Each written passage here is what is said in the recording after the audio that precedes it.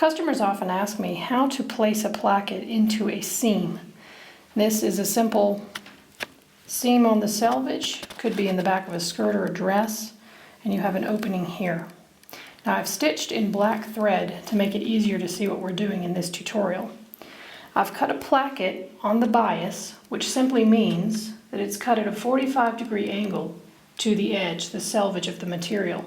This makes it a little stretchier and easier to go around the curve or around the corner, as the case may be. Now, when you're ready to put in your placket, you simply put right sides together, matching your placket to the edge of the opening. And you're going to pin all the way to the middle right here.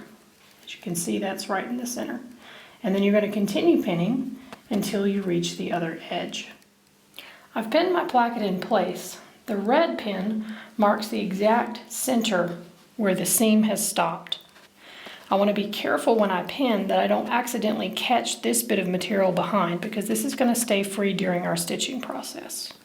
Since the original seam allowance here is 5/8 of an inch, I'm also going to set the placket with a 5/8 of an inch seam. If your pattern calls for 3/8 of an inch or 1/2 inch, that's the seam you need to match. So I'm going to sew all the way down to the center where I've marked with the red pin, and you'll see, because I have flipped over to sew not on the placket side, but on the skirt or dress side, I can actually just sew directly to the seam, and I'm going to stop there.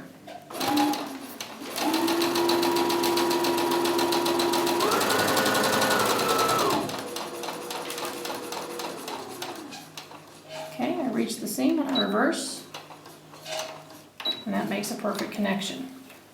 So we'll clip there, and now we're going to flip over and sew from the opposite direction. Now this time we'll be sewing from the seam of the dress actually down the placket. You can't flip it this way, obviously, because that would be the wrong direction. So let's position it, and be careful as we back up that we don't run too far.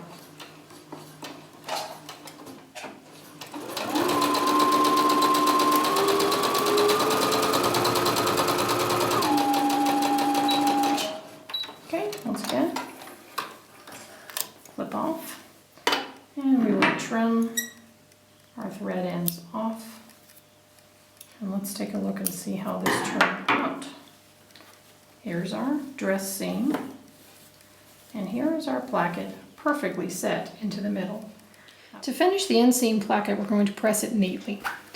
First of all, we're going to turn under the underside of the placket. This is the part that will be overlapped. We're going to turn it under to cover the seam beneath. Again, you can zigzag this edge or serge it, and then it's going to be whip stitched to this when you're finishing your dress. So let's go ahead and press this neatly. Give it a nice sharp finish.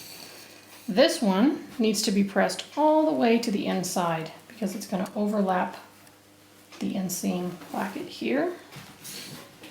So we just neatly press. Nice and sharp, but what do we do with this underside? That's a bit messy, isn't it? Well, it's very simple. You're going to do the same thing on this side that you do on the other, and that's simply overlap so that you can secure it to the seam allowance beneath. And you can press that in place.